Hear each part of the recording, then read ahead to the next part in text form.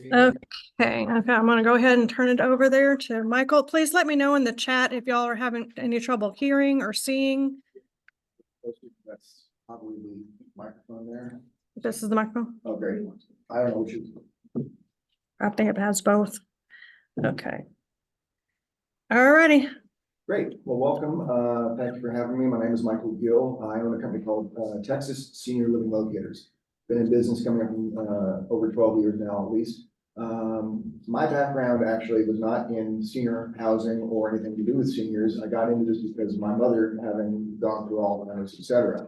My background is actually in finance. I started out my career in venture capital, went on to junk bonds and distressed securities, and none of that has anything to do with what we do here. And none of that qualified me in any way, shape, or form for what we do. So my business, and I'm going to talk about my business very little, but I just want to give you a background about where I live in sort of the senior space. Is I have a free service that helps people find assisted living, independent living, and memory care. And it's free because I get paid commission by the community where I recommend somebody to. That's sort of the way it works in this industry. The biggest competitor of mine would be A Place for Mom, the online place. And there's about 6 or 7 other people like me around town that do the business, which is basically an apartment hunting service. Now, I say an apartment hunting service just because of the way the commission structure is, but all I deal with, as I said, is assisted living, independent living, and memory care. And so it often becomes more healthcare. And it's always interesting because when I talk to people, everybody has normal questions like, well, I need a nursing home. Well, it's a lot different than just nursing homes, and there's a lot of background, and there's a lot of nuance to it. And trying to figure out where your loved one falls in the senior living continuum is where I'm in. And it's always interesting too, because most of my clients are between the ages of 45 to 65, but somebody in their 50s is kind of typical because they're trying to find some place for their parents who are in their 80s and experiencing difficulty staying at home safely. And you get into your 50s and you think you've seen everything, and you're just at a loss for what goes on in senior living. So that's why a consultant like me exists. So having given that background, I'm now going to talk about a lot of different parts of the industry just to help you figure out how things go, because this is a journey for most people. Now, the 2 people here that are in the room look like they're spouses of seniors and not the adult children. And that happens too. But so I'm going to talk about a bunch of different stuff, and Becky's asked me to focus on a lot of the early parts of the move as well, and we'll be talking more about memory care than assisted living and stuff. But memory care exists in all parts of the senior housing. So the first question is, where do people live? And the answer is most people live at home. And I'll talk about when you need to move, but there are services that come into the house to help you stay there. And there's basically 3 services. There's the personal assistance services is what the state calls these regulated agencies. That's sort of a senior sitter, and they have names like Visiting Angels or Home Instead or Halcyon Home, Senior Minded Home Care, these type of names. And these companies are basically staffing agencies in the sense that they will send a caregiver into your house. Now, the caregivers that come into the house, they can help with, some housekeeping, though they don't do as much, some cooking, some purchasing of groceries and things like that, and errands, but they also can help with activities of daily living. So when I'm talking about activities of daily living, let's talk about that, because that's a term that's actually an industry term that is important to know, because it sounds imprecise, but it's actually what we talk about. There are 6 official activities of daily living and 1 unofficial. The official activities of daily living are dressing, bathing, eating, and when I say eating, it means getting the food from your plate to your mouth, not food preparation. So dressing, bathing, eating. Transferring, which means getting up from a chair to your walker or to your wheelchair, or getting out of bed and actually standing up, or getting on and off the toilet. That's transferring. Toileting is where somebody knows they need to go, but it takes them a while to get up and amble on over to the bathroom, sit on down, pull down their pants, use the toilet paper, pull their pants up. Those are all the activities to do with toileting. And that's different from the sixth activity of daily living, which is incontinence, which is, oh, I'm wet, I didn't even know I needed to go. Okay, so it's toileting is more the functional side of getting there and getting things done. Incontinence is where it's just, it's coming whether you know it or not. The seventh activity of daily living is medication management. It's not an official activity of daily living from the perspective of long-term care insurance or veterans benefits. Generally speaking, if you're going to qualify for either veterans benefits or long-term care insurance, you require help with 2 out of 6 activities of daily living. I don't know why medication management's not official, but it's not. Okay, so back to the company organizations that come into the house. The organizations come into the house, as I said, the first one is the senior sitters. They can help with activities of daily living. And they're licensed to do so. And you have to be licensed if you have a company like this. And that means that they have more training. Now, the important thing you have to recognize about these staffing agencies is that they generally want a 4-hour minimum, okay? And that's because as a staffing agency, you can't send somebody to a half dozen places around town and earn a living. So they want 4 hours, and that way you can do either morning or afternoon or even evening sometimes. But they generally charge around $35 an hour these days. That means it's $140 an hour every time somebody comes to your house. Now, when you do the math, if you have somebody come to your house 7 days a week, 4 hours a day, that's about $4,200 a month. At that point, you're now getting into the realm where you're getting to the bottom range of the pricing of assisted living. So that's sort of where one of the break-even points comes in, just FYI, and we'll talk about that a little bit more. The second organization that comes into the house is home health. Now, a lot of people will call senior sitters non-medical home health. It's a little bit of a confusing name, home health, and really what home health is, that's physical therapy, occupational therapy, speech therapy, and some nursing services. All these services are paid for by Medicare, okay? So the private sitters are all private pay. Home health is paid for by Medicare. And usually what happens is somebody will go in, fall, break a hip, they'll go on into the hospital for 4 days, they'll get a 3-week stay in a nursing home, they'll go home, and then the home health will come and follow them home and give them physical therapy twice a week for 6 weeks or something. That's sort of the classic use of home health. But if you have diabetes or wounds or things like that, they can send nurses out and whatnot too. The third company that helps people stay at home is hospice. Hospice is 100% paid for by Medicare. Hospice is a marvelous service. Hospice has a lot of really good things that they offer, but what you have to understand is that hospice does not really provide care. They don't provide help with activities of daily living. What hospice will do is they'll send somebody into your house 3 days a week to give you a bath or a shower. They will send a nurse once a week to lay eyes on you and have a consultation.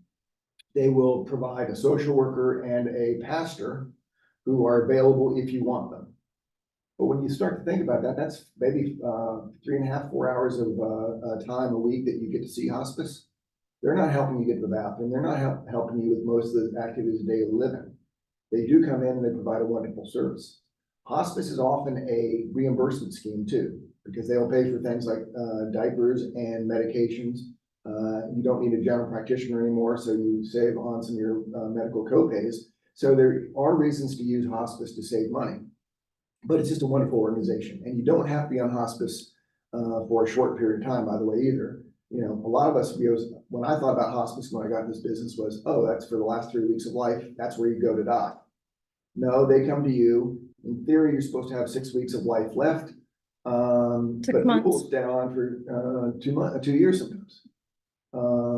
So when it comes to seniors, there's a lot of ways to get on hospice. Sometimes it's by losing weight, or there's other metrics that they find to get you on hospice. So don't automatically assume, well, they're fine, they wouldn't qualify for hospice. It's complicated. Now, that's not the point of my talk, so I'm not going to get into that more than this for the time being. But these are the 3 organizations that come into the house to help you stay there. Obviously, the 4th organization that helps you stay in the house, though, is family. Okay, let's give a shout out to all the unpaid caregivers out there. All the spouses take care of their loved one, all the children take care of their parents, okay? That's primarily where people are. Probably 90% of people end up dying at home. I don't, that's the statistic I've generally heard. But there are times when you do have to move out of the house. So nobody wants to move out of the house. Everybody thinks of senior living, not everybody. A lot of people think of senior living as a place where you go to die.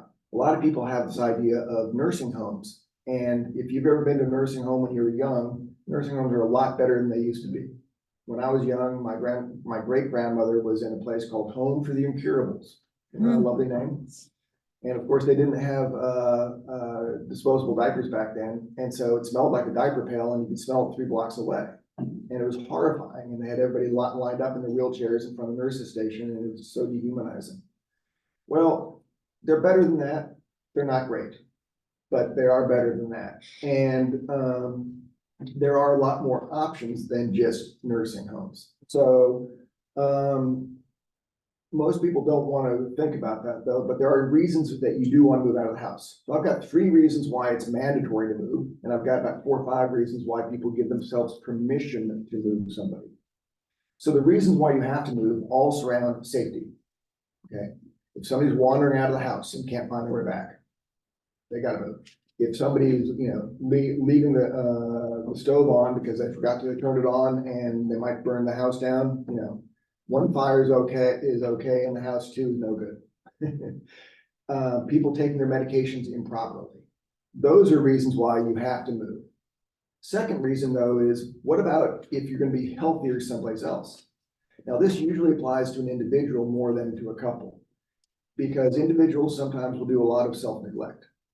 Okay, so if somebody's not taking their medications properly, if they're not feeding themselves properly, if they're just sitting on the couch and never getting up, they're not healthy. They're going downhill, and if they're not getting socialization, that's bad. So sometimes you need to move somebody for their own safety. Third reason to move somebody is because of caregiver issues. Now, there's lots of different caregiver issues. One, if you live in a rural area and it's really hard finding caregivers and somebody doesn't show up, you're not safe at home. The second reason could be that an 85-year-old woman no longer can take care of her 90-year-old husband because she has her own physical ailments. And so it's not safe for both of them. Other reasons could be, the children take care of their parents and the parents are okay during the day from 9 to 5 while the kid's at work. But at some point, they become unsafe, and then the kids can't necessarily afford to bring in the senior sitters type of organizations for 8 hours a day. So that's a reason why you kind of have to move. So those are the reasons that is mandatory in my book. I won't negotiate with safety. But there are reasons why people do give themselves permission to move. First one is incontinence. Everybody's got their own line in the sand. And by the way, some of the stuff is on, I have a handout for those of you at home. I printed out because I didn't know I was going to be on Zoom, but some of the stuff is on the handout. So you take notes. So some men will deal with, some people will deal with no incontinence. Men are more prone to not deal with incontinence. Women will say they may deal with bladder incontinence, but not bowel incontinence. And some people, of course, don't mind. It's really not different than changing a baby, but some people have their line in the sand, as I say. Sleep is an issue. So a lot of the times, with somebody's a fall risk, and they've got dementia, they get up to go to the bathroom multiple times at night, partially because they lose the feeling in their central section that says, "Oh, I've got pressure on my bladder, I need to go to the bathroom." They mistakenly think they've got that pressure, and they get up to go to the bathroom 3 or 4 times a night, and they could be a fall risk. So often, the spouse will get on up to make sure that they're safe going to the bathroom.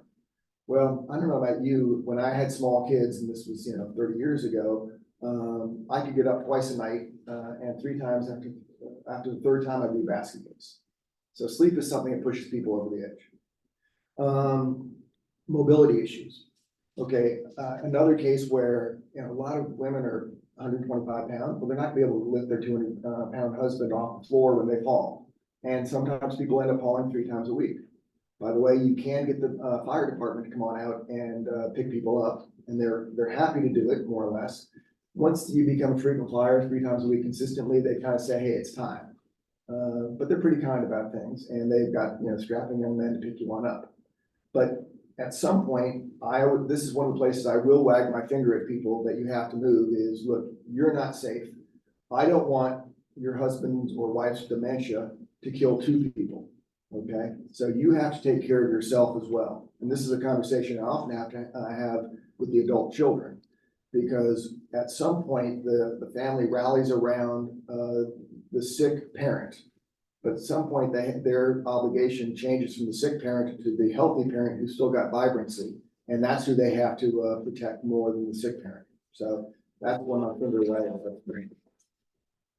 of. General overwhelm is another category. Sometimes everything just adds up enough that you can't handle it. But sometimes also you'll see that there's somebody with dementia living at home with a spouse. And that someone at home, it has a lot of anxiety because they know something's going on. They know that they're not right, but they don't know what to do about it. And so they want to stay next to their loved one to help with their anxiety. At some point, they can't be within further out than 6 feet away from their loved one. They follow them all around the house when they're doing chores, but they got to have a line of sight to their loved one. Well, the loved one can't even go to the bathroom and close the door by themselves and get any time themselves. That's a general overwhelm. But so is, some mobility issues combined with some sleep, combined with incontinence, just like, So these are the reasons why people give themselves permission to move out. They can make it work for a while longer, but they're going to go crazy. So they move out. Okay. So that's when caregivers choose a move.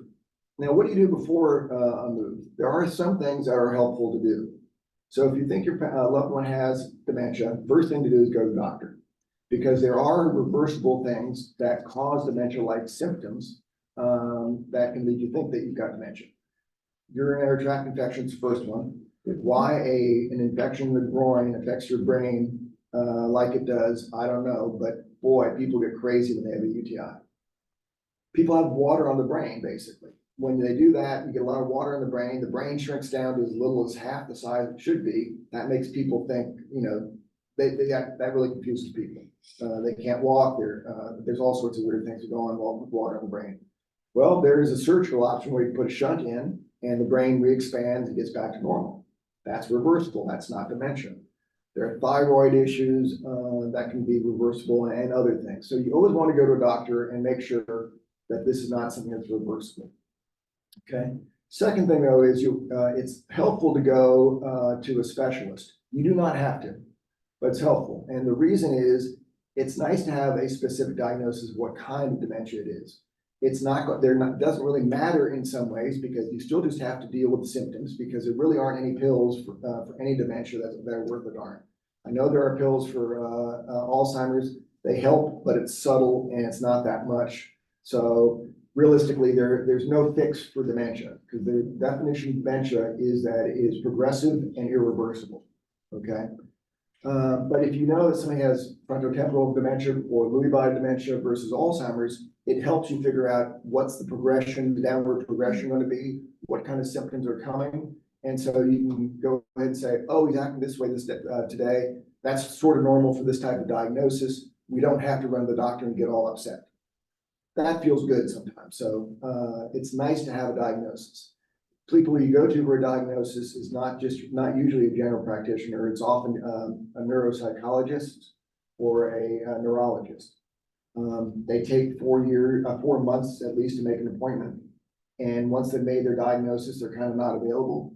So don't get too excited about the process because it's, you're going to learn something, but its help is not all that much, but still it's good to have. You also want to get your legal papers in order. One thing that's a problem is where someone with dementia does not have powers of attorney, because you cannot move into an assisted living or memory care without powers of attorney in place. Now, you would think you could just go ahead and sign a piece of paper and move in, but if you're a lawyer is an officer of the court, if they are doubtful of somebody's competence to sign the power of attorney away, they can't witness that signature and they can't notarize it. So that creates problems for people sometimes. And what I have to tell people is, okay, well, you can't get a lawyer, go ahead and download a power of attorney off the internet and go to a bank and get them to notarize it for you, because banks, don't really care who's signing. Is that fully legal? Yeah, mostly. Hopefully, as long as the family's doing things in good faith, it won't matter. But of course, there's always family members who are looking for their inheritance and want to get something that they shouldn't have. And, there's some possibility of fraud, but hey, sometimes that's the best you can do. And then you need to do a financial inventory. And that's just because when it comes down to it, and I'll talk about the cost of long-term care, it's all private pay. And so you kind of have to know what money you have and how you're going to plan things. Because one of the things I'm going to go over is, Medicaid is the social safety net. And Medicaid is not good. It's better than the alternative, but it's not very kind and gentle. So sometimes you need the financial inventory to figure out how much to spend. If you have a diagnosis, you can kind of play the mortality game, as I call it, trying to figure out how long somebody is going to live. And that way you can figure out, okay, how much do I have to spend? What should my strategy be?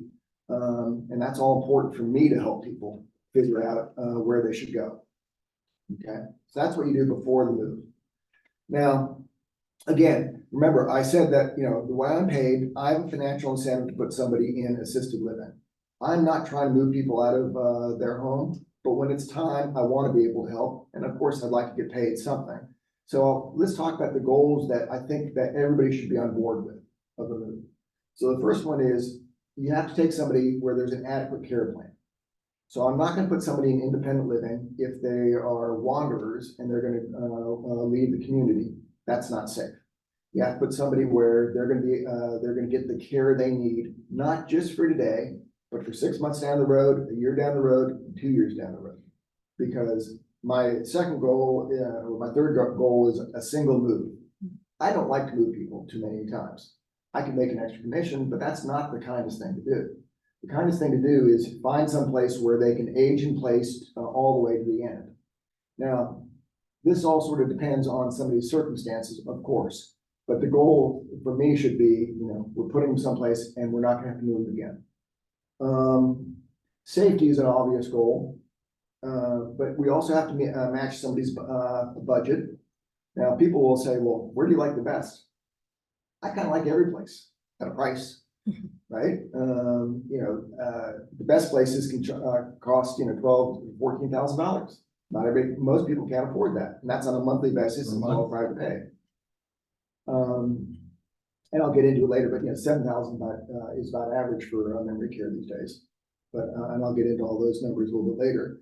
But, the goal is to be within the family's budget for the long term, hopefully through end of life. We want to be geographically close to the family. And what I always do is I always start close to the family, work my way out, because the more often family can visit, the happier everybody is. And then you also want to have some social and intellectual stimulation. To me, a lot of people, when they stay home, they're living in a gilded cage, but because all they're doing is they're staring at the walls, because the only person there to talk to is the caregiver, and there's not much going on there. There's trade-offs to anything you do. But if you're moving somebody, you don't want them, to be, I want them to be safe. I want them to be well cared for, but I also want them to be stimulated a little bit, because it's so lonely when you have dementia, because you don't know what's going on. You don't know who to turn to.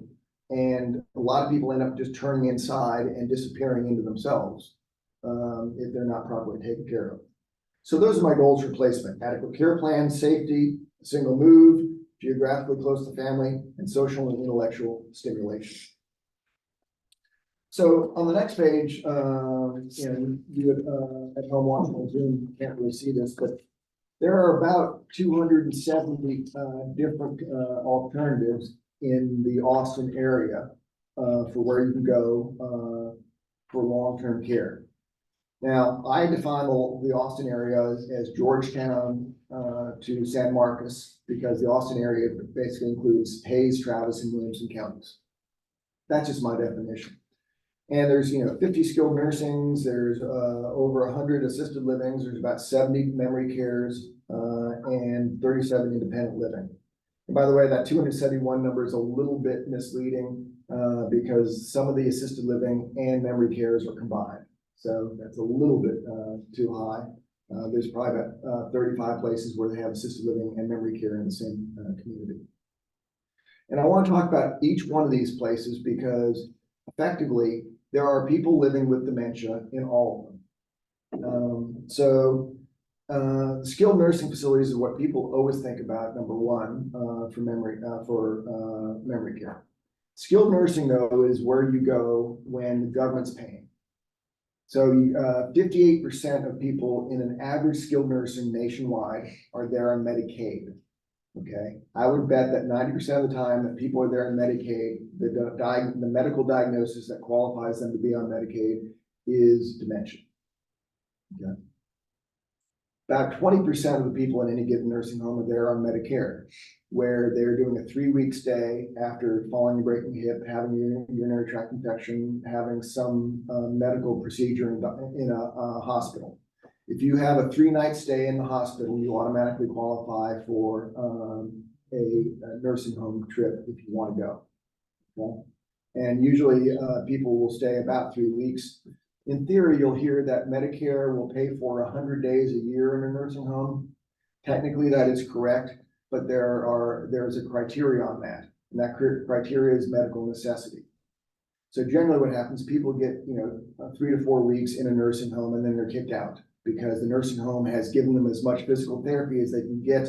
That's going to improve them and brought them back to as good a level as they can get. And if you're not improving, that they say that's where you sort of plateaued. You're no longer getting stronger and stronger. You're now as strong as you're going to get. They don't want you anymore. They want to kick you out.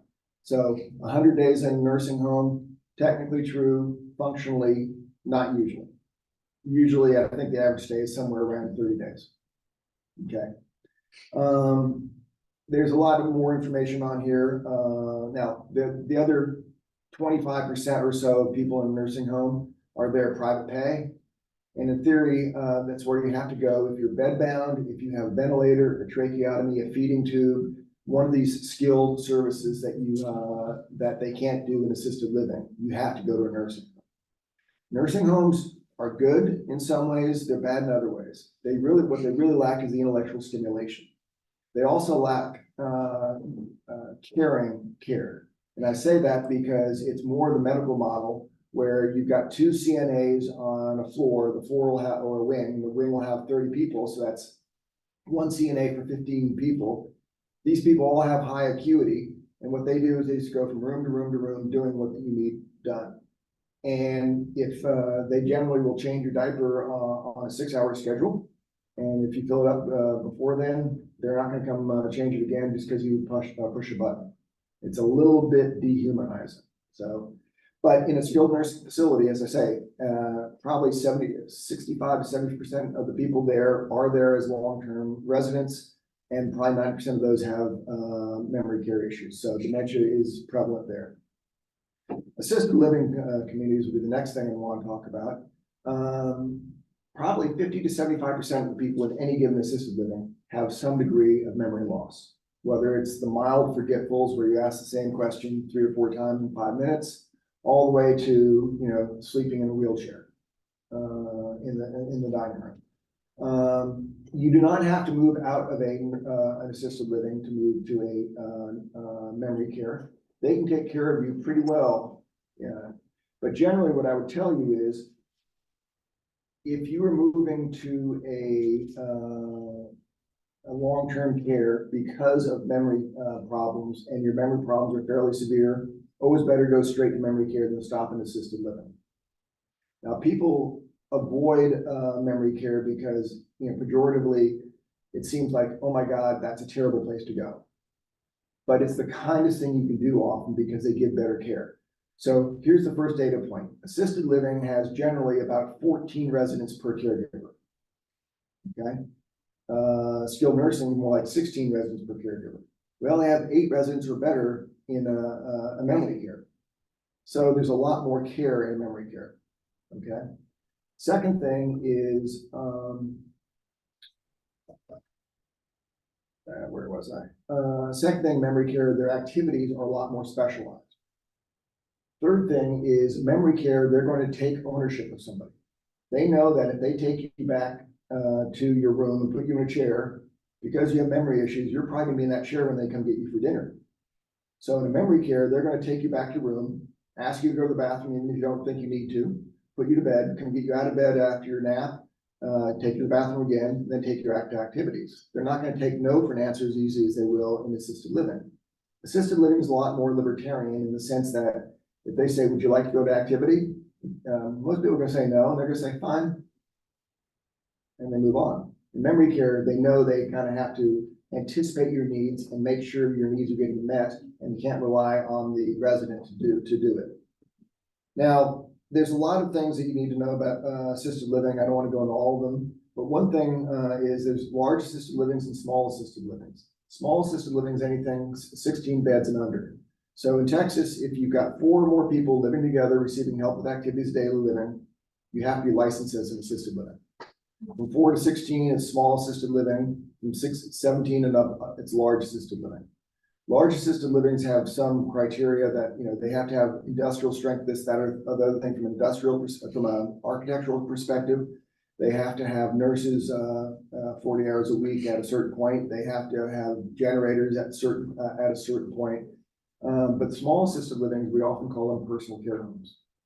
The small assisted livings generally have probably 80% or more of their people with dementia. So small assisted living will generally be, say, 16 beds. They will probably have 2 caregivers around the clock.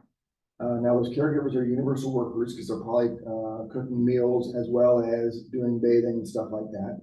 But they're really good for keeping eyes on people. And they're really good for knowing where everybody is and what their rhythms are.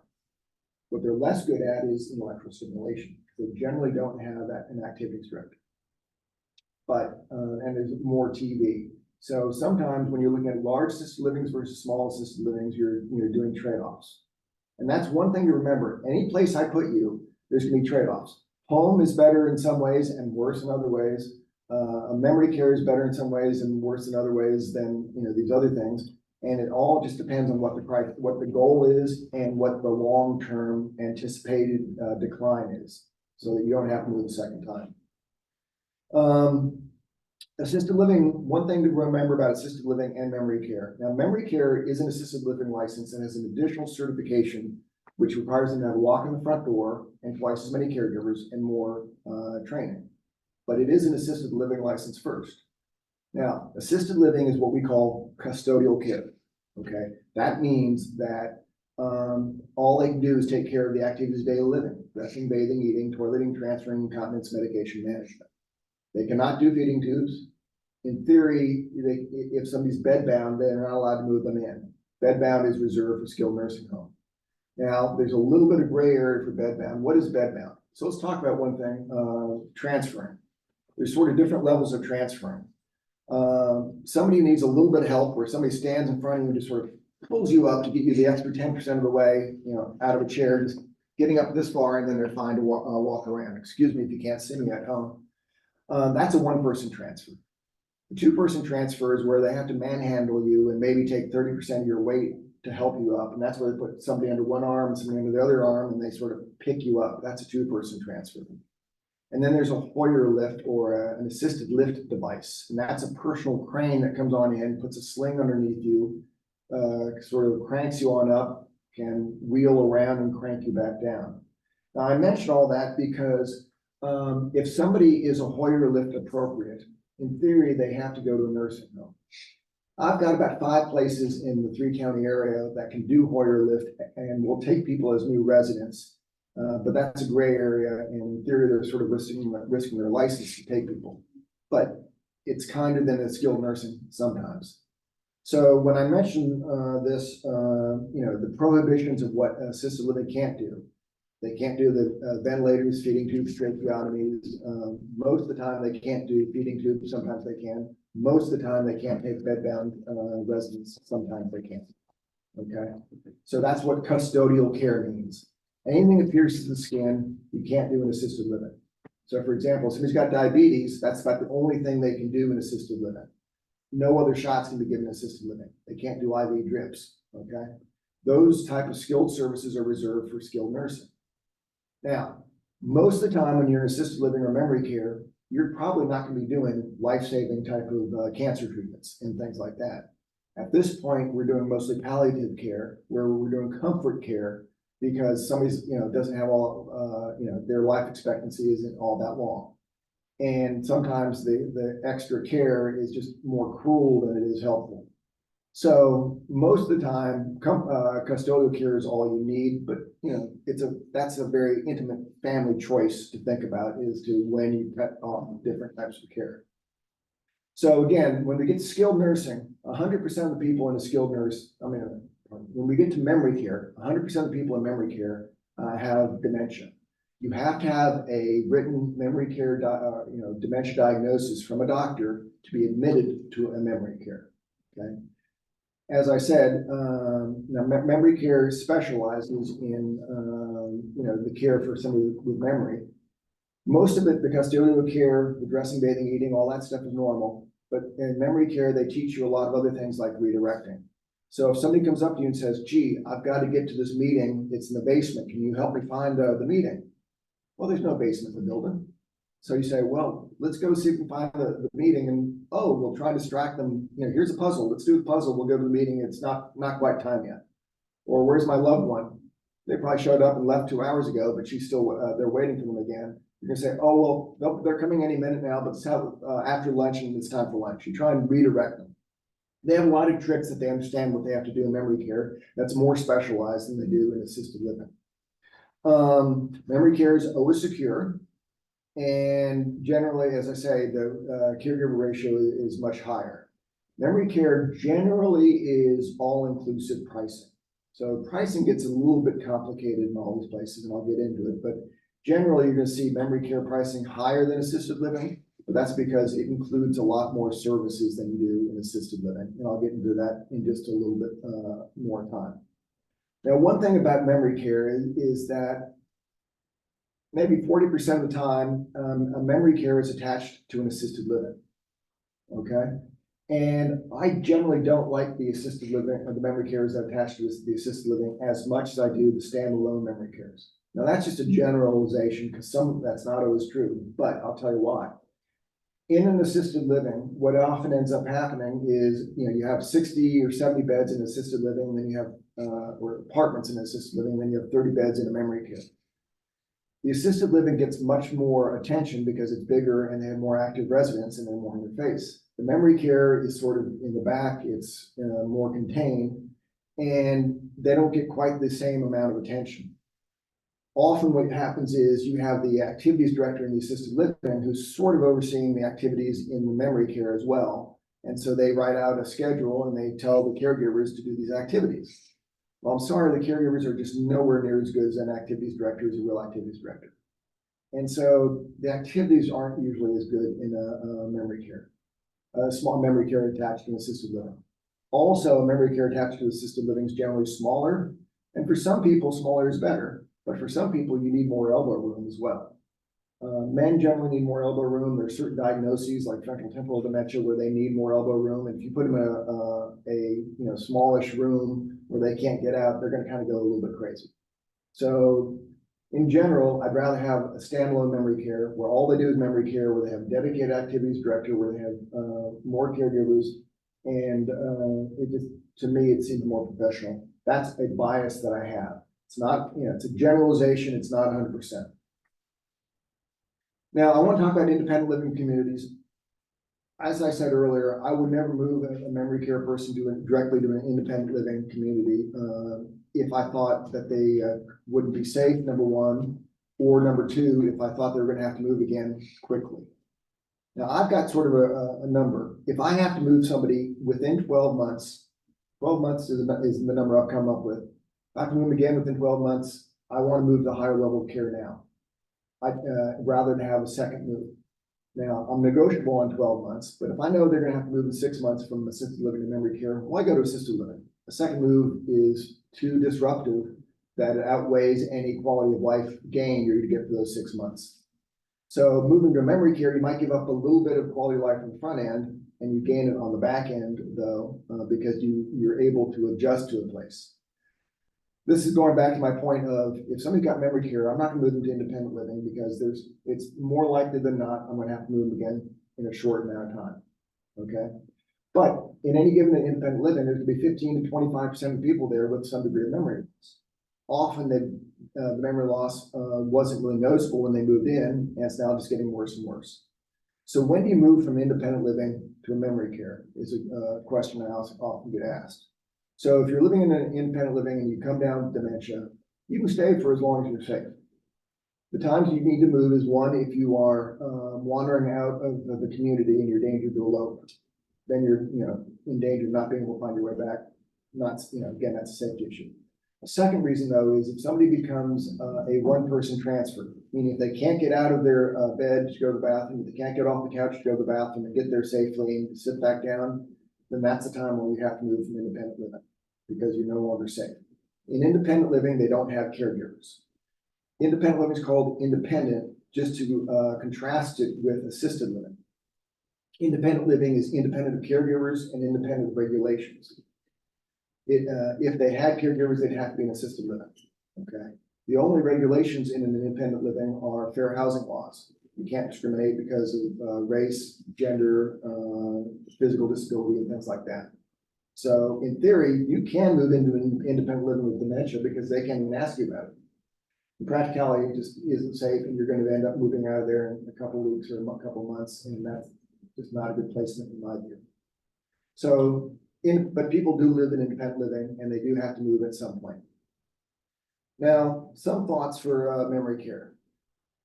A lot of people move into memory care because they like the crown molding and the colors, and think it's nice and gentle. What we don't care about that type of thing. What I care about is functionality.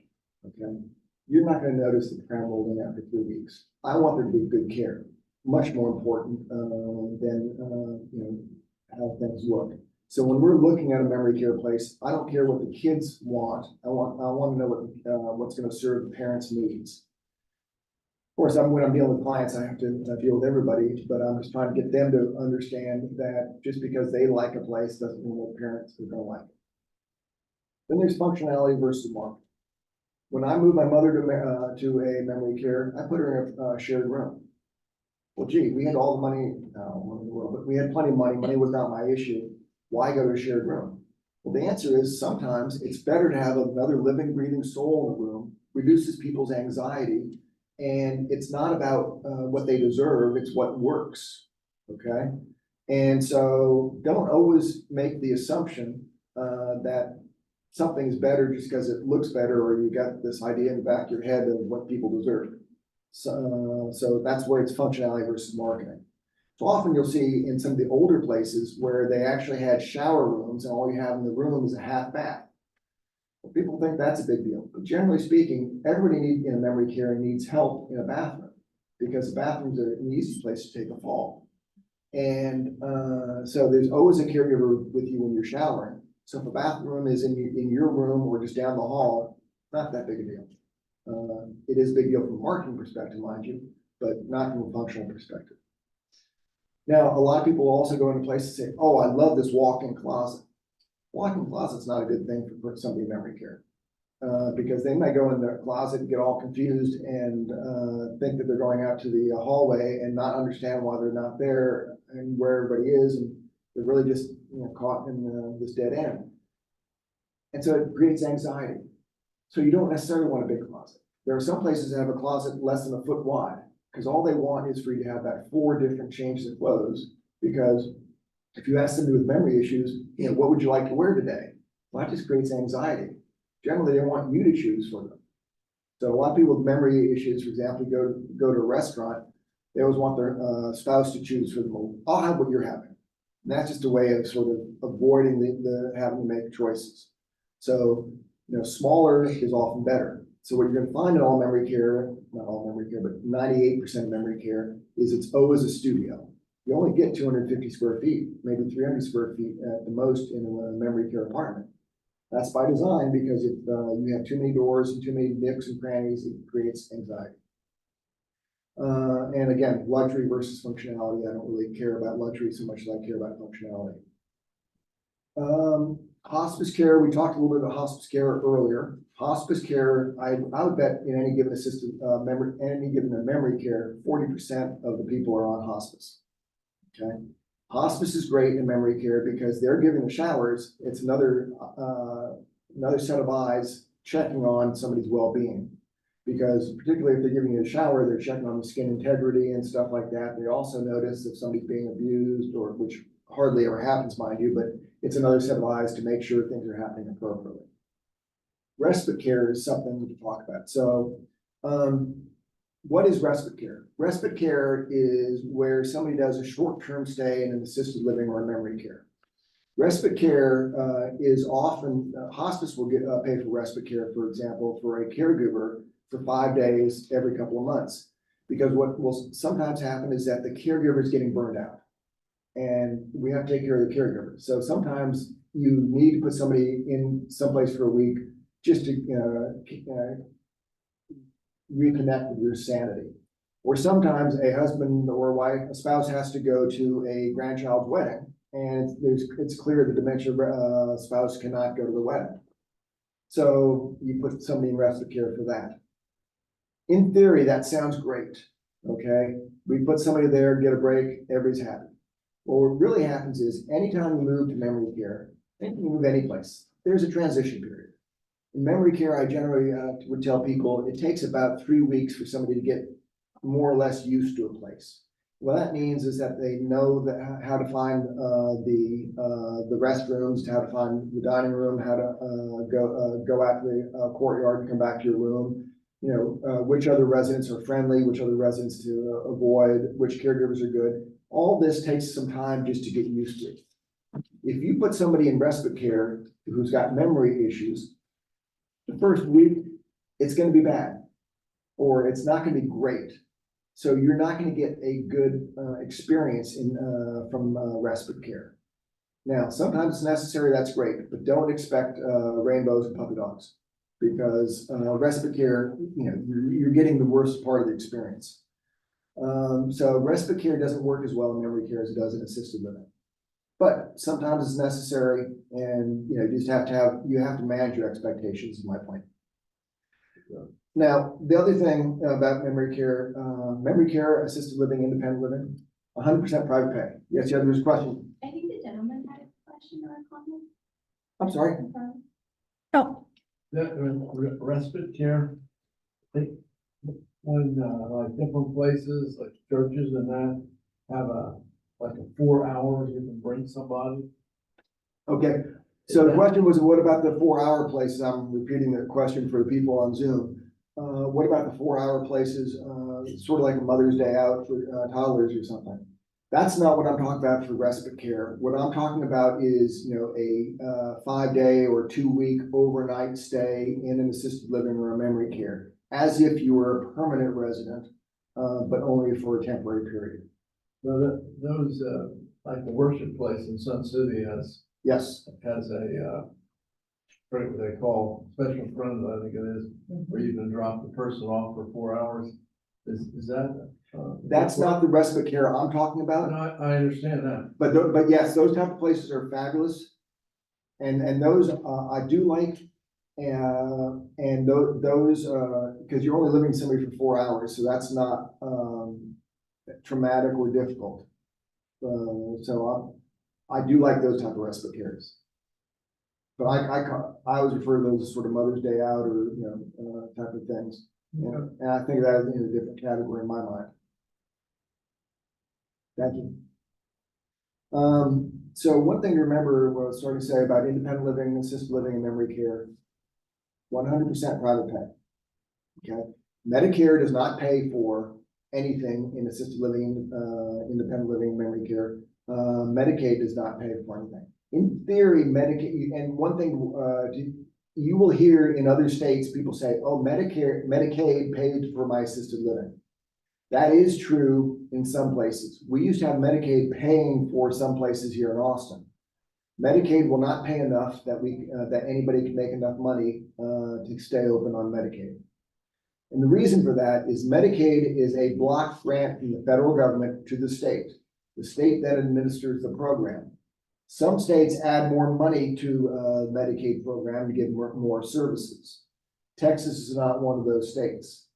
So in Texas, when the last place in the Austin area that was giving Medicaid was only paying the assisted living $1,200 a day or $1,200 a month for a Medicaid resident.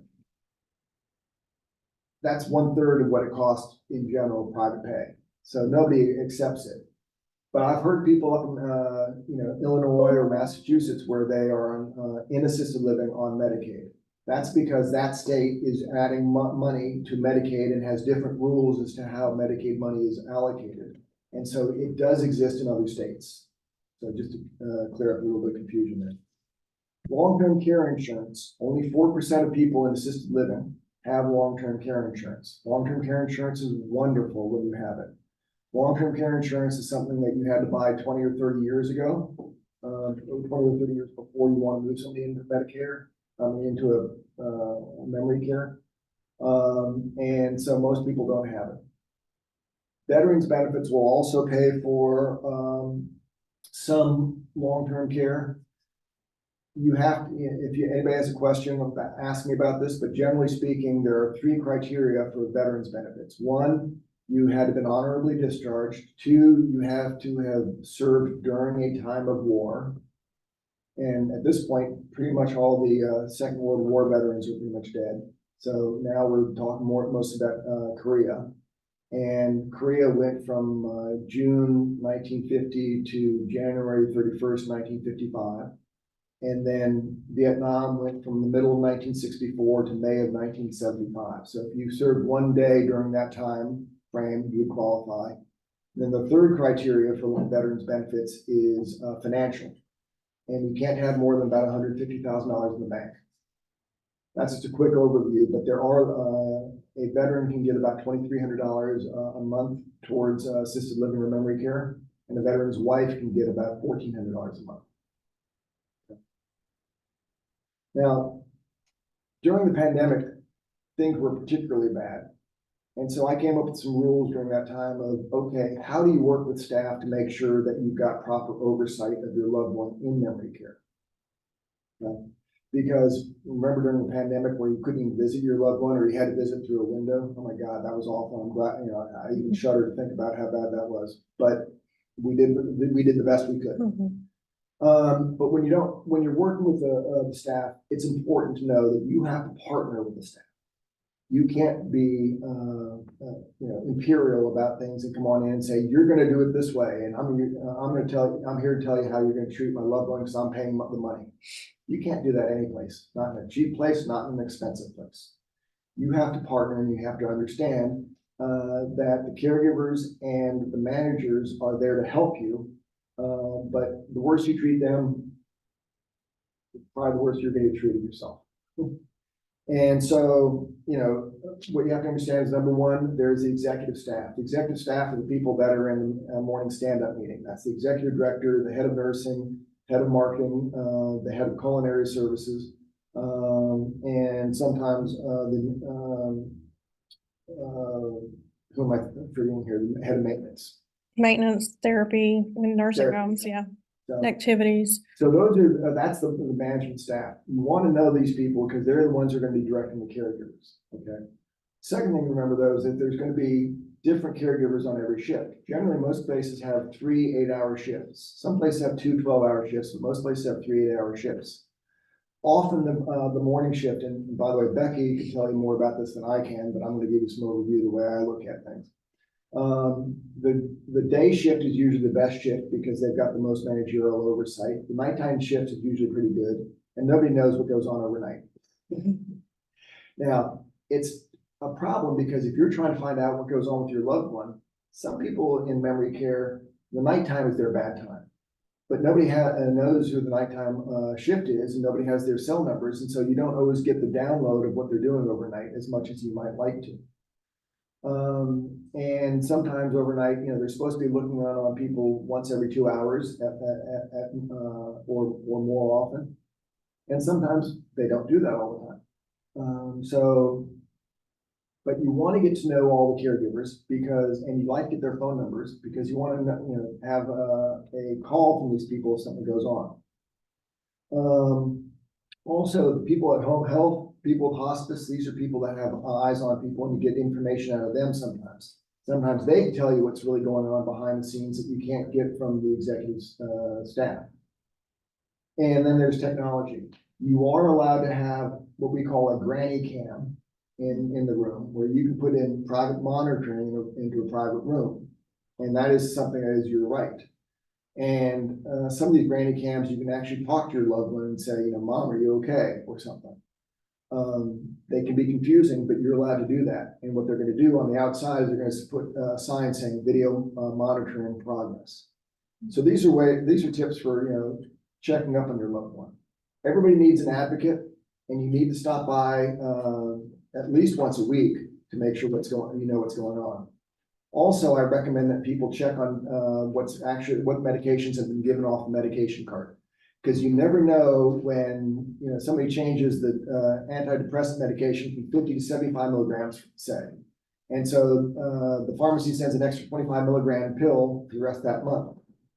Well, then the next month, maybe that extra 25 milligram pill doesn't get put into the system and they go back to the original medication of 50 milligrams. So there's a medication error there. Or they change medications from medication X to medication Y, but they forget to cancel medication X. So somebody gets 2 medications instead of 1. It's rare, but it never hurts to check probably on a quarterly basis what's going on. So then, after the move, once you've moved your loved one into a memory care, recognize it's going to be emotional time. When I moved my mother into memory care, I would be thinking, oh, I need to call Mom and tell her this. And it's like, oh, I can't call her anymore. Or my phone, on Saturday mornings, I always go for a run, then I go pick my mother up after the run, and we'd go someplace. And my phone would say, oh, it's only 17 minutes to your memory care. Well, that's just the technology was trying to be kind, but there's all these reminders that, your loved one is no longer around. Also, if you're a spouse, well, you now have 90% more time on your hands and more freedom. And you don't know how to fill that 90% of time. And all your friends you've sort of ignored for the last couple of years because you've been taking care of your spouse. So traumatic grief can come into this type of thing. So expect an emotional time after in the first several weeks after the move. Now, another thing is when you move them, you're going to feel guilty. I promise you that everybody feels guilty about their loved one. We feel guilty that we didn't do it longer, better, stronger, smarter, whatever. We all feel that we're inadequate. And I still feel guilty that I moved my mother to a memory care because I see other people who kept their parent home the whole time. But I know intellectually that wasn't necessarily the best thing. And I know intellectually that there is no best thing, that there's just trade-offs. But you still feel guilty. So don't be surprised. Now, when you move somebody, some people will say, oh, you're not supposed to visit for 2 weeks. Your right is you can visit whenever you want. However, if they recommend you not visiting, you'll know when that's true or when it's not true.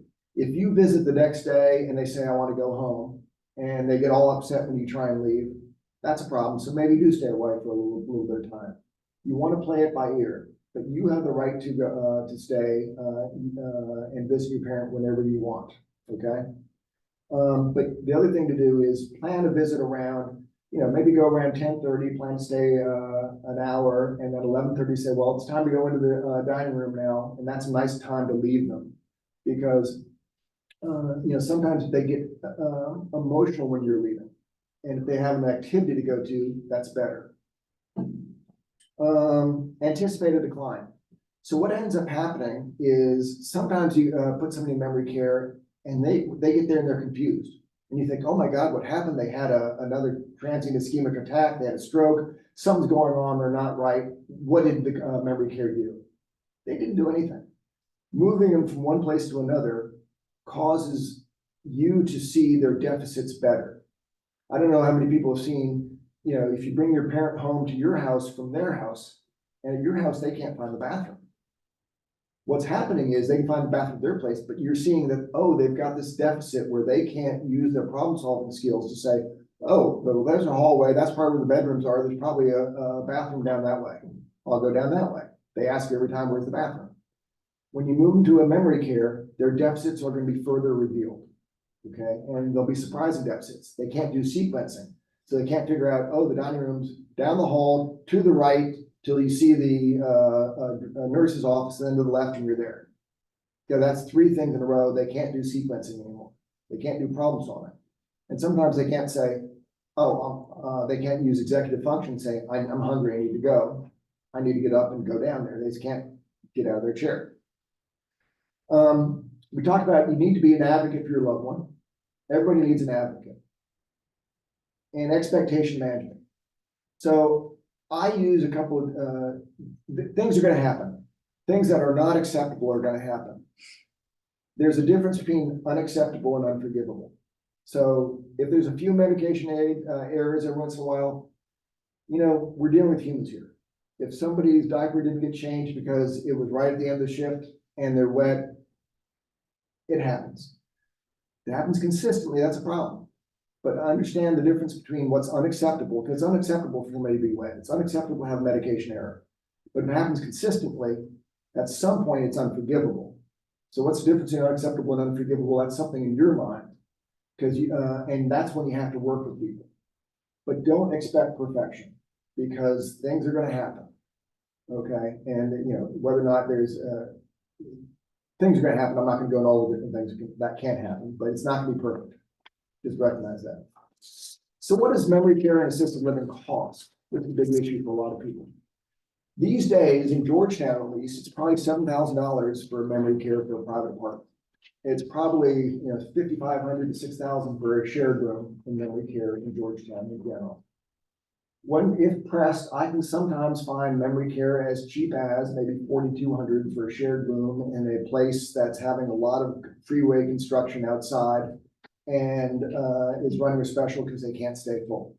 I know places that are having specials. I know places that are opening up new and are giving special deals, etc. Okay, but generally speaking, $4,200 is about the cheapest for a shared room. About $5,500 is cheapest for a private room. About $7,000 is average. And if I try, I can spend just under $13,000 for a private memory care room in town. Okay. Assisted living pricing is more difficult to generalize. Oh, and back up, memory care, about 60% to 70% of places in town are all inclusive. Now, that means that they're going to charge you one price for all activities of daily living, and they don't care how many you're using.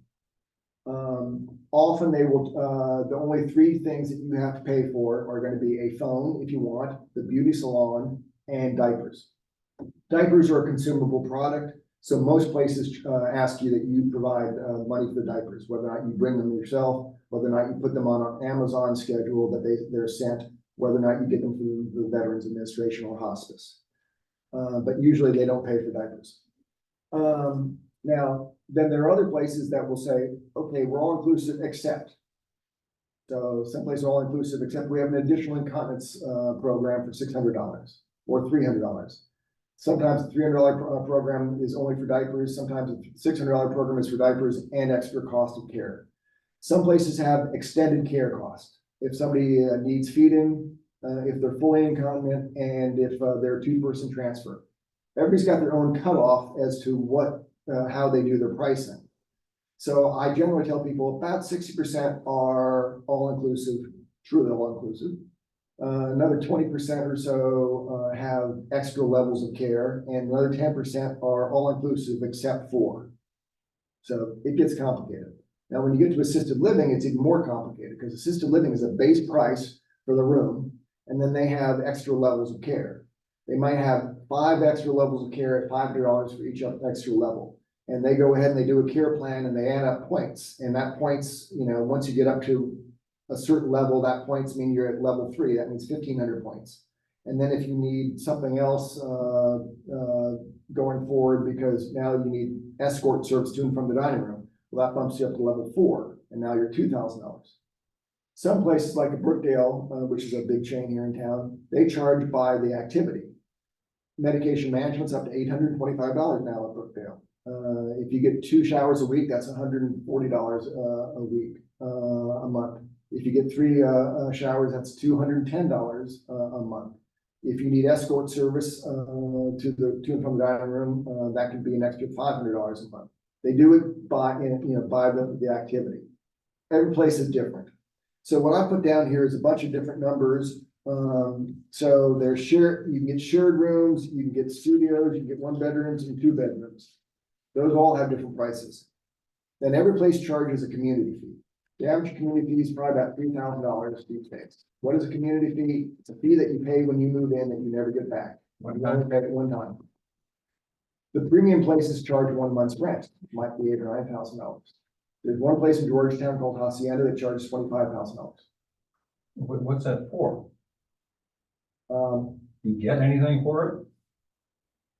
Revenue enhancement. Got it.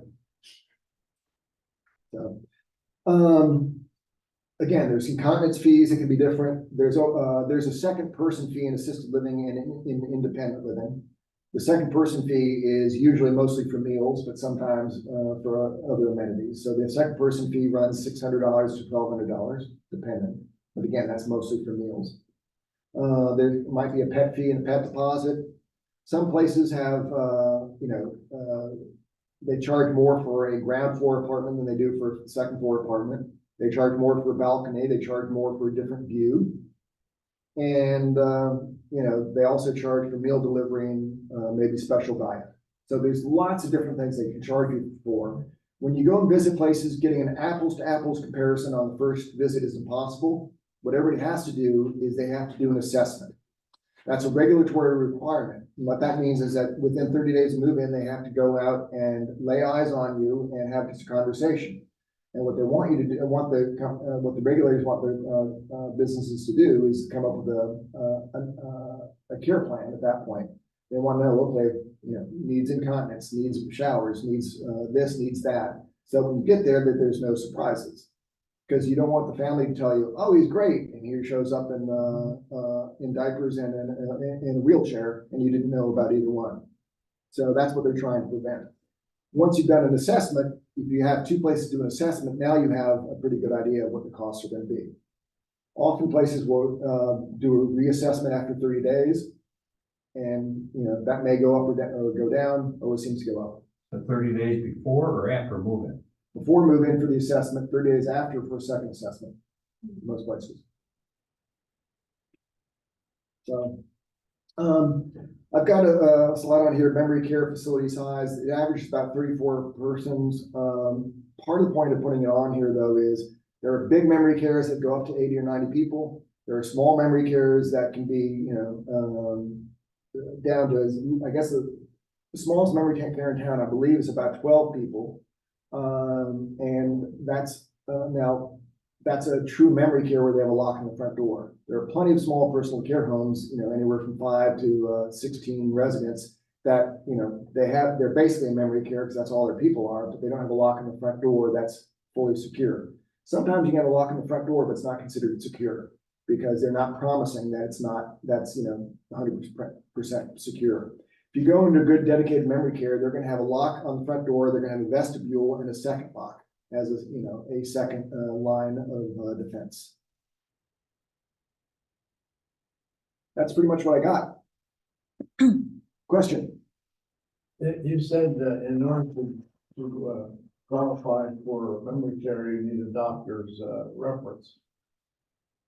Just a doctor's note saying, yes, this individual has a dementia diagnosis. Okay. That's all. My wife has had the neuropsychiatrist evaluation a year ago, and it came out mild cognitive impairment.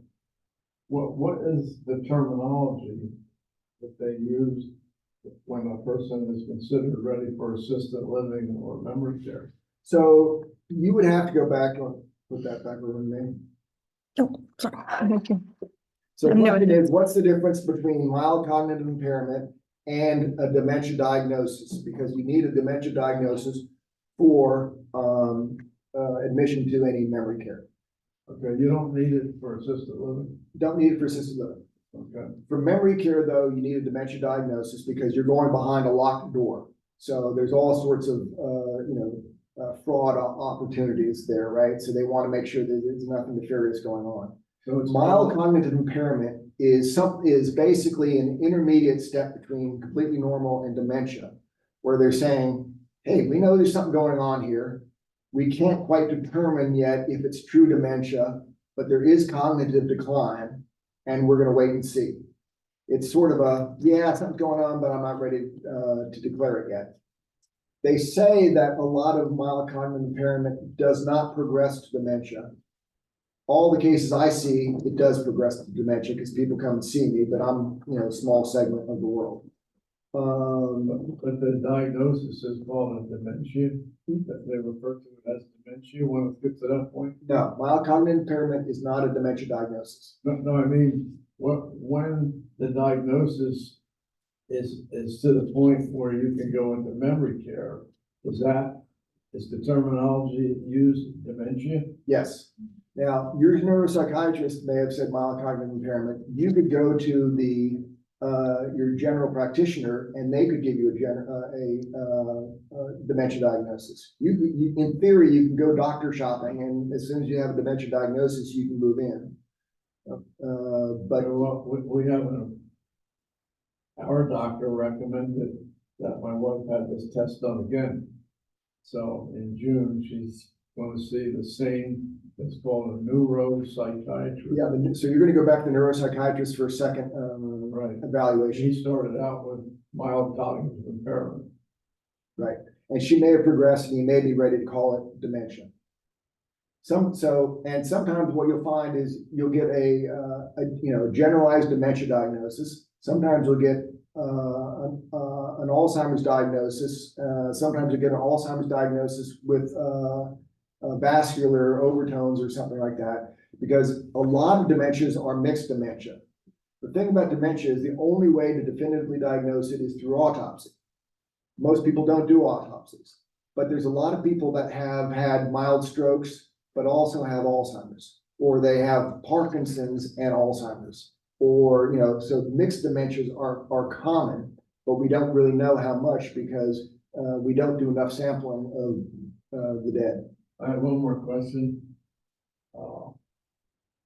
I know some people who have moved together, husband and wife, to a place like the Delaney, a place I know about, to an independent living. They both go live in the independent living because they don't want to be at home. And they say that you can get different levels of care through independent living. Have you heard of people doing that? Absolutely. Now, so couples and individuals are a little bit different. So the question was, can couples move into independent living together, and what about individuals, et cetera? So couples can support each other a lot more. So if you have a couple and one has dementia and the other one doesn't, you can move into independent living pretty well because the healthy spouse can still support the unhealthy spouse sufficiently that they can live with outside of an assisted living or memory care environment. So long as they're not going to wander away on their own. And so long as I say, the spouse can help them to the bathroom if they need extra help on a transfer. But spouses can be very successful with a memory care diagnosis with one of the spouses. That can be very successful in independent living. When do you move? Again, that's when behaviors come into it, when there's a transfer issue, when they just need more care. Usually it's when the spousal overwhelm happens that you end up separating a spouse. That's never the goal, but everybody's got their own marriage, right? One of the sales pitches at the Delaney was, you're here now, independent living, taking care of your wife. We have help that we can bring in for a few hours a day. Yes. They're right here, is that? Yes, absolutely. So in that case, what happens is, and I didn't go into this, but independent living can be assisted living light in one sense. What happens is independent living will often rent an office to an outside caregiving agency, or they'll have a preferred outside caregiving agency. Now that agency, if you're at your house, remember they want that 4-hour minimum. When they're in the building though, because they're the preferred agency, they might have 4 or 5 caregivers running around, going from, room 212, helping Mrs. Jones with a shower, to room 214, to helping Mrs. Smith with a load of laundry, to room 313, to helping Mrs. Gonzalez with something else. And because there's no friction time, they won't require the 4-hour minimum. They may require 15 minutes at a time. The difference is though, in independent living, that extra caregiving has to be schedulable. They cannot show up because you push a button saying, I need help in the bathroom right now. So when you need on-demand services, that's when you have to move to assisted living. Okay. And that often revolves around mobility issues. Thank you. Now, This is not a criticism aimed at you. Your business model relies on payment from the institutions, but you're representing the individuals. Not a fiduciary relationship necessarily, but a very intimate relationship. How do you handle that? well, I consider it a fiduciary relationship myself. So the question is, as a locator service, I have a conflict of interest in that I should be placing people where I get paid the most. Mhm. And that's absolutely true. I get into this, and I always tell people too, I don't like nursing homes, but that's also because nursing homes can't pay me a commission because Medicare and Medicaid rules prohibit payment of commission. So, but when I talk down nursing homes, I always want to make sure people understand I've got that sort of conflict of interest. I don't like nursing homes regardless if they pay it or not. But yes, the way I got into this business is, the day, my background, as I say, was Wall Street. And so the days I made the most money were the days I went home feeling the worst because, I was working for more spread than the client was thinking. And I didn't like that feeling. So I got in this business because I wanted to feel like I was helping people and felt good about what I do when I go home. I help people and do the right thing because it builds good karma and because I want to do it. The only time I will take somebody from someplace else, if I've got 2 places that give the exact same care and have everything else equal, yes, I'll go to the one that pays me more. Otherwise, it's all whatever is best for not for the children, but for the prospective resident.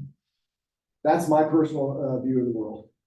In my business, the biggest competitor is a place for mom. I don't like a place again, the biggest competitors. is a place for mom. They're an online place and they're really nothing but internet trolls because what happens is they'll say, hey, put your information in and we'll send you the best assisted living near you. And once they've got your information, they send your name out to everybody.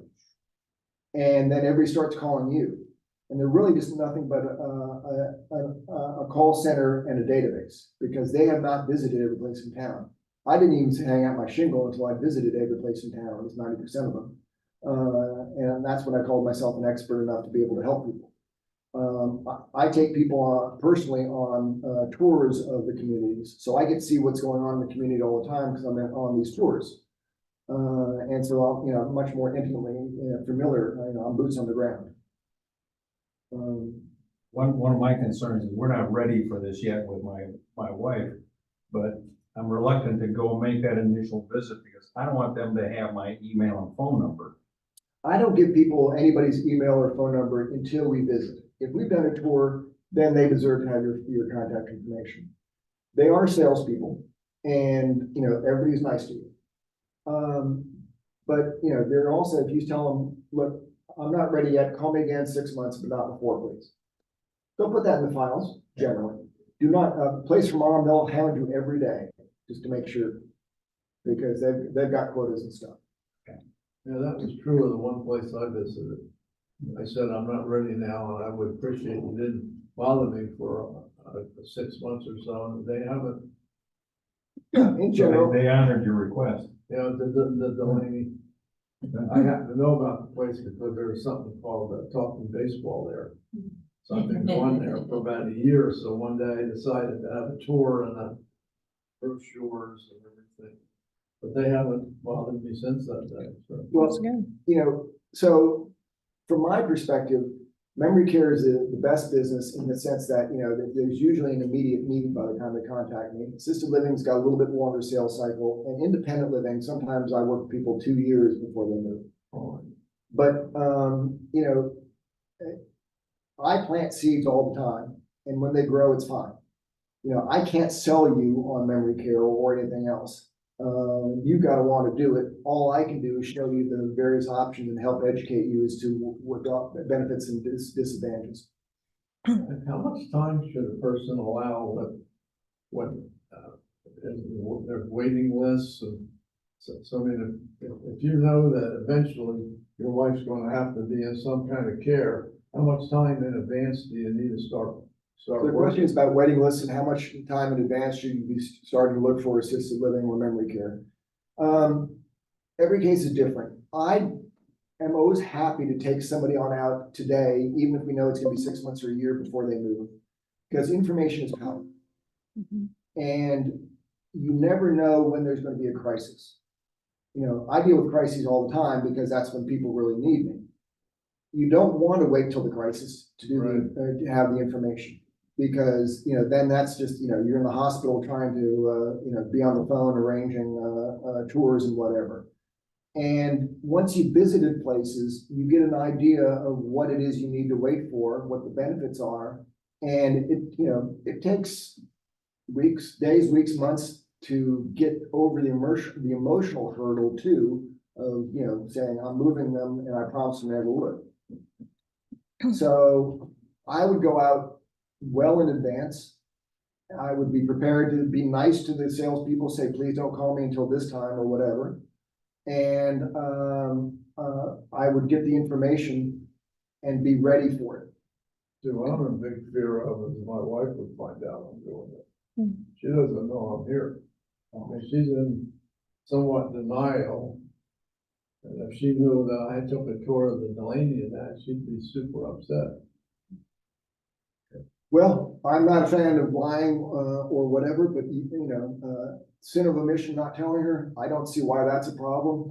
You're not intending to put her anyplace right now. No, But, you know, if she's blessed to live long enough, if you're blessed to live long enough, if I'm blessed to live long enough, we're all going to need some help. but this is gonna be kept somewhat confidential. I contact you and you help me, Sure. learn more about, find a place. I didn't want my wife to find out about it. I mean, she's not ready to go in, and I want this to be the last thing that happens. But she's got it in her head that me and my sons are, exact words, you're conspiring against me to put me in the nut house. That's what she phrases it. And the boys, when they call now, I have to call them back. We can't have a conversation, but she'll stand right there and listen. That's not uncommon, that situation, sir. It happens more often than you think, especially when they have mild cognitive impairment. Paranoia is not untypical because, you know, the problem is they lose their problem solving skills. Somebody with dementia, because, you know, they can't put everything together. So they come up with some conspiracy theories in their head to try and make sense of things. And, you know, from their perspective, if you're missing 3 or 4 pieces of the puzzle, it could be something else like a conspiracy theory. But yeah, that paranoia is very common. Becky. Yes, so I don't have a question, but I did want to say, I'm gonna turn this around, if you don't mind, me just for just 1 second. So I run a nursing home and assisted living and independent living, and so if I was gonna go out and go look for a place, I'll tell you some things that I would look for from an operator standpoint, things that you may or may not be aware that exist. The first thing I would do is when I walk in, particularly for memory care or assisted living, does it smell? Is there an odor? Now it's different when you're touring through a facility like a nursing home memory care. You might have kind of a transient smell where somebody's just been changed. So that's one thing. But if you walk in and the place completely smells like it and you can't, pinpoint where that might be coming from, that would just be a red flag. The second thing would be assisted livings and memory cares are required to post what's called a disclosure.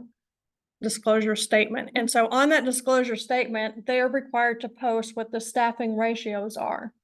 And so it's supposed to be posted somewhere in the building. So wherever all their postings are, you should be able to find that, okay? And that'll give you an idea of how many staff. Now, there's not any specific requirement in Texas for the numbers of people who are required, okay? It says that you have to have, capable staff or something like that, but there's not actual staffing ratios, but they do have to be able to post that. Same thing in nursing homes.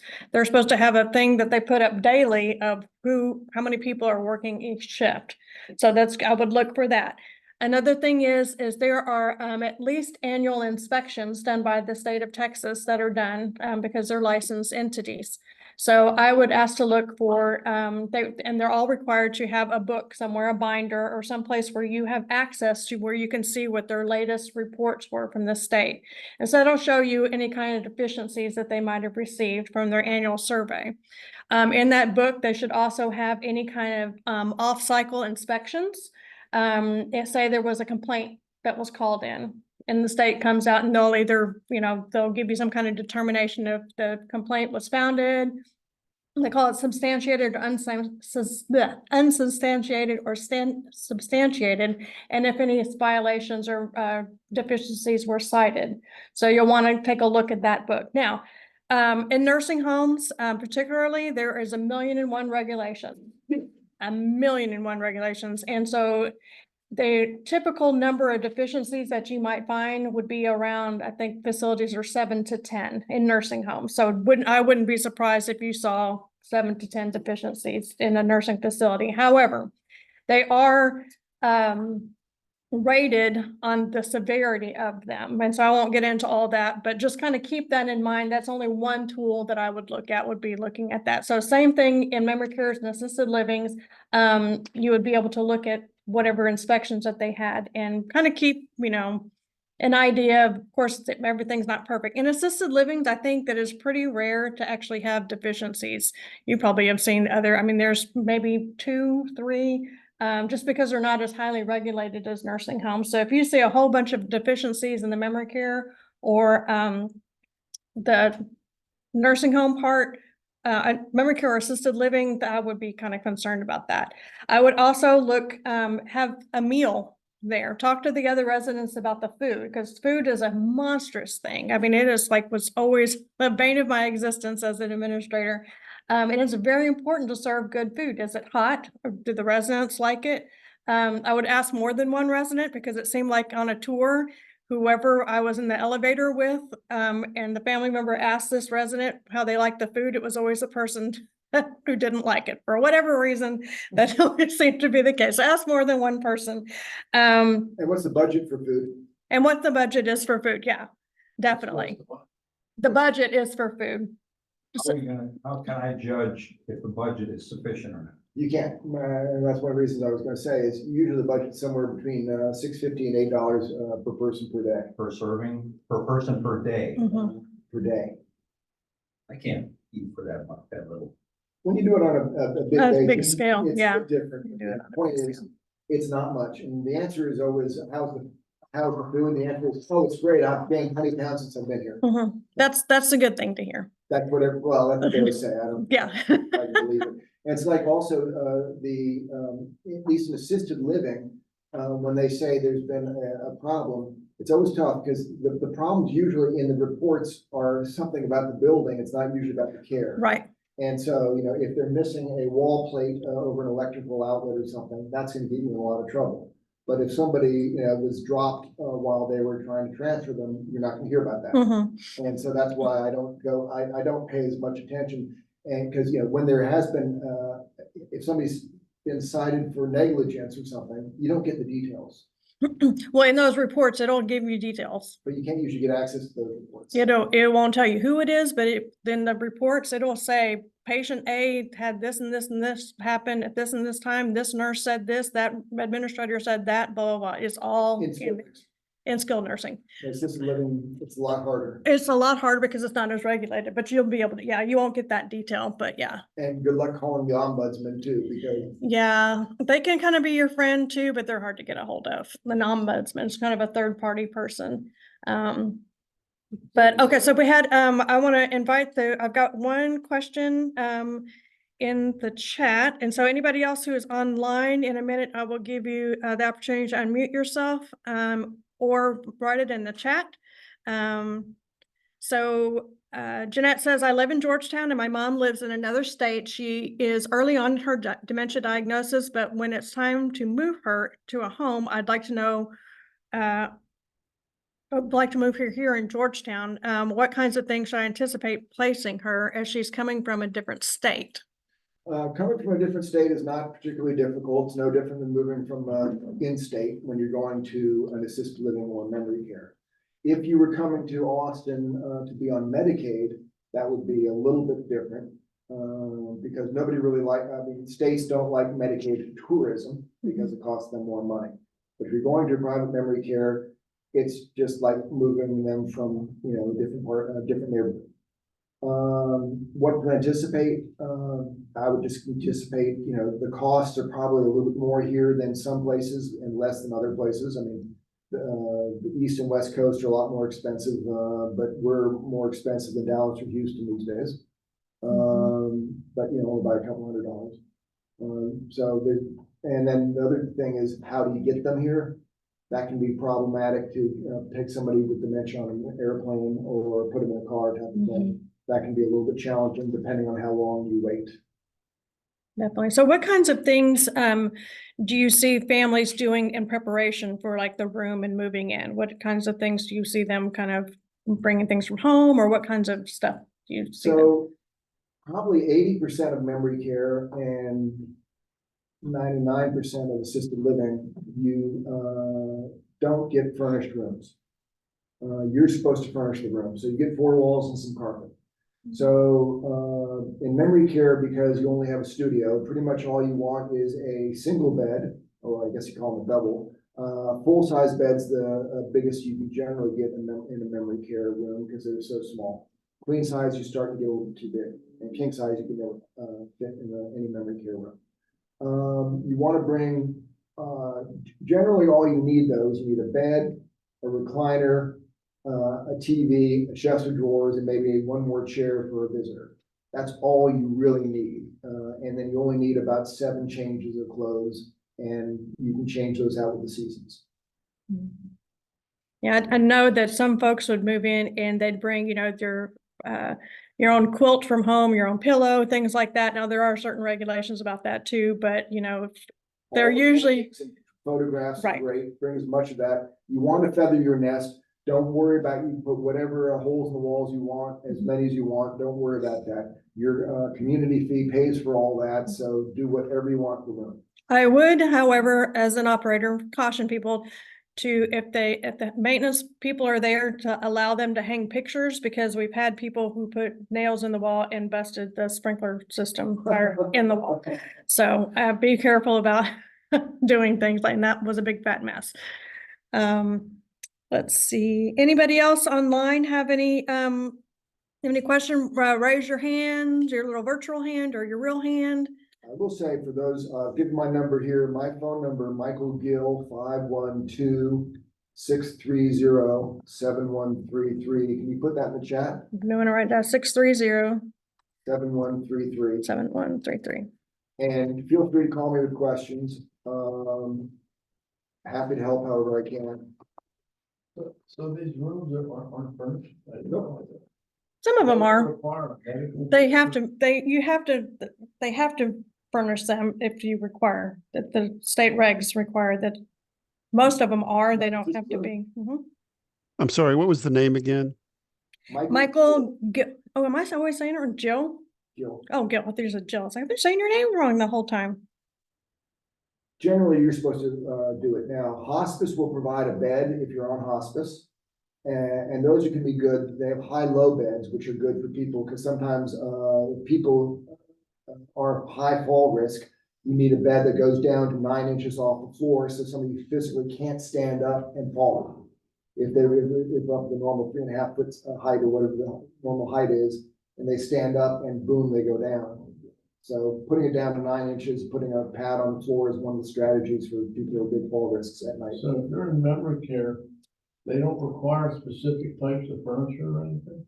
You're supposed to be able, now they may not have a furnished room, but if a family requests to have furniture, you're supposed to be able to provide a bed and the normal News stuff. to me. Yeah. Never heard that. You're also supposed to provide them toilet paper if they ask for it. In terms of a bed, most assisted living and memory care would prefer you to have a double bed, just for one person, because you don't want caregivers to have to reach too far over to lift somebody. It's bad on their back. So that's why hospital beds are preferred, certainly from a caregiver perspective. Not required though. No, not required. That's one of the things that you have the right. There is something called the Caregiver Bill of Rights. And you're allowed to sleep in, they can't wake you up for breakfast type of thing. You can choose all your own healthcare providers, things like that.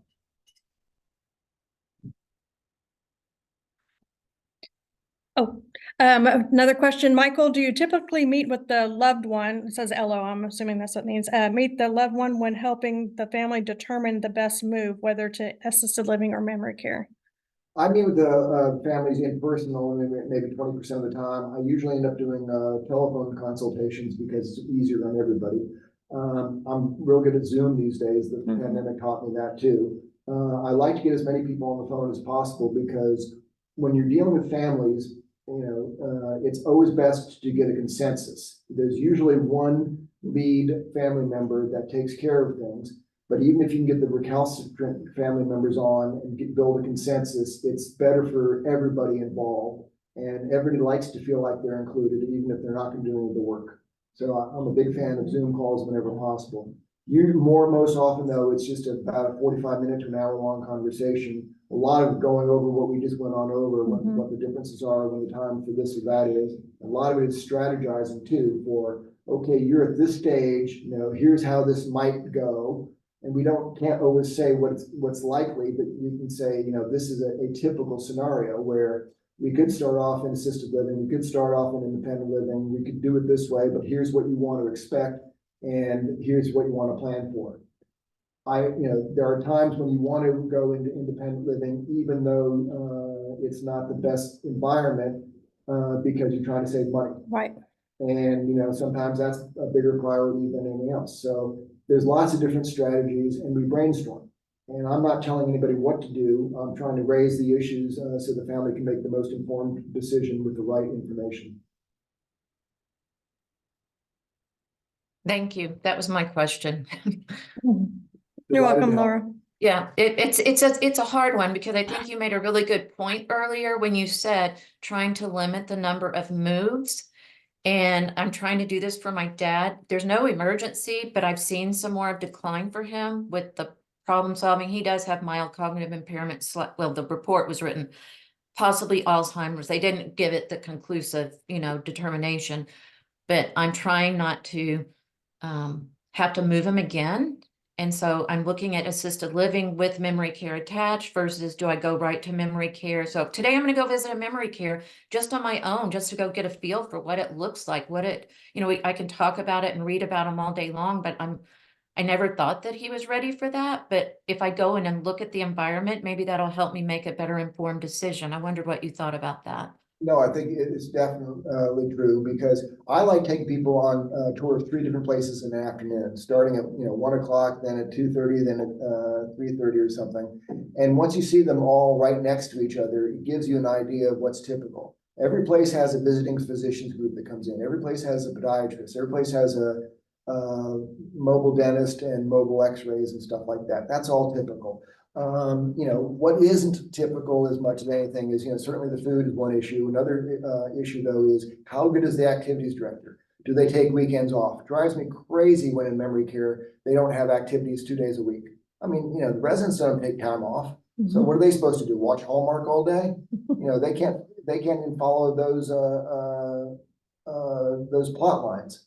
So no, and that's why, and you have to go in and see who the executive director is. And hopefully the executive director stays.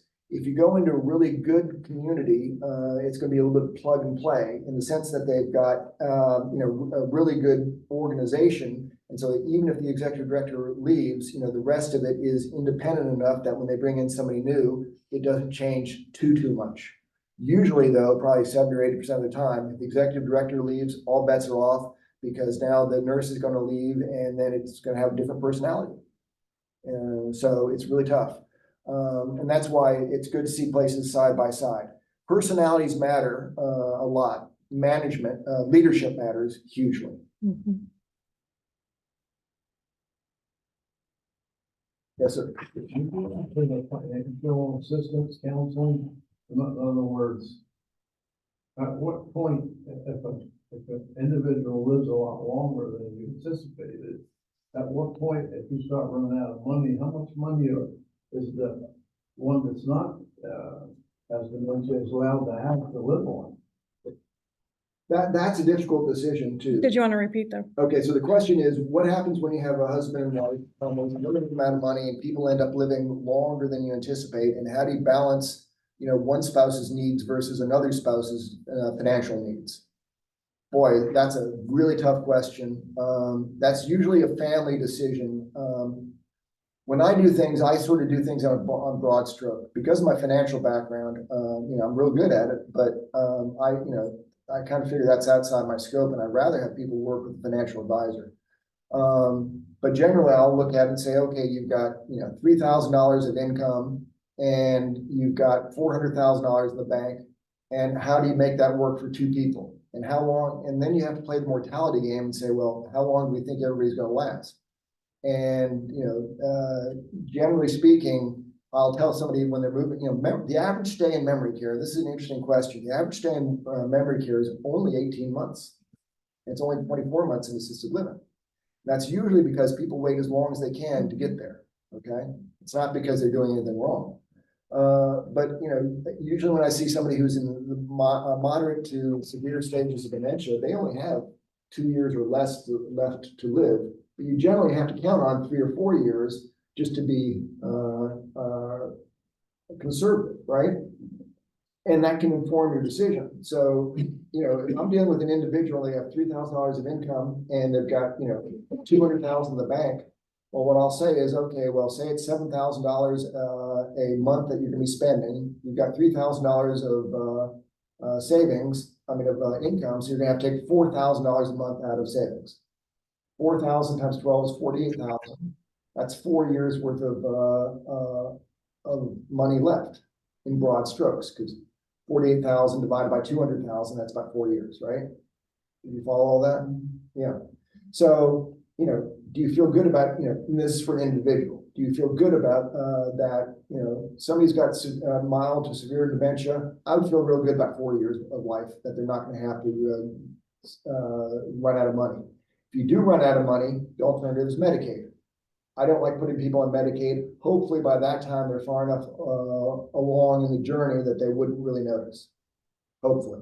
Now, when you're talking about a couple, it gets more difficult. Because how do you allocate money towards a couple when you don't have much? So the answer ends up being, well, we're going to be cheap on both people because we just don't know. We're going to have to, pinch our pennies. And that's a tough one. And that's where I usually, because it's so tough, I usually kick that to the kids. But you help out in that part of this whole situation. In the discussion, yes. I help people mastermind that and hopefully help them recognize the risks that they're taking. As we were talking earlier, it sucks to be old and poor. And it's really hard figuring these things out. And, you won't know until after the fact what you should have done because there is no crystal ball. Got question from Fred. Fred? Yeah, Muted? Michael, I really appreciate this. I've been, my wife was diagnosed about 8 years ago, and I've been dealing with this, and I made the mistake of going to a place for mom. But and that really kind of turned me away to the whole industry, quite frankly. But one of the things I wanted to clarify, you kind of answered it a little bit there, but of course, when she was diagnosed, I had to go in and change my will. And the lawyer said, well, let's put, because I have some accounts for both of us, IRAs and stuff like that, for both of us. And so what she suggested we do is put my accounts in a trust. And then, of course, use her accounts if we decided to go ahead and put her in memory care, until they're exhausted, and then go the Medicaid route. And then I would sweeten the pot with, with my money, just to make sure she stays comfortable. What are your thoughts on that? These are always intensely personal decisions, trying to figure out how to do it the best way, and it's really up to the family to figure that out. I think your general strategy now, is this a first or a second marriage? A second. Right. And that sounds more typical, because when you come to a second marriage, it gets a little bit more awkward, or a little bit cleaner in some ways too, because, everybody brings different pockets to the second marriage, and there's different kids, and you're trying to protect things different ways. There's no kids involved. No kids? No, none. Okay. I'm on my own. Well, okay. Blended families get a little bit more complicated, is my point. Yeah, I can see that. But yes, it would be cleaner if you came down with a cancer diagnosis that we could tell how long you were gonna live, right? Right. We can't always do that. So yes, I think having gone the Medicaid planning route was good, because it gives you more flexibility. I think that was brilliant, quite frankly, because you can always change your mind and not apply for Medicaid and use your money if it's clear that she's, she now qualifies for Medicaid, but only has 6 months left to live for whatever reason. At that point, you'll have a different set of circumstances that you can make, but you at least have, covered all your bases. So I think you did brilliantly.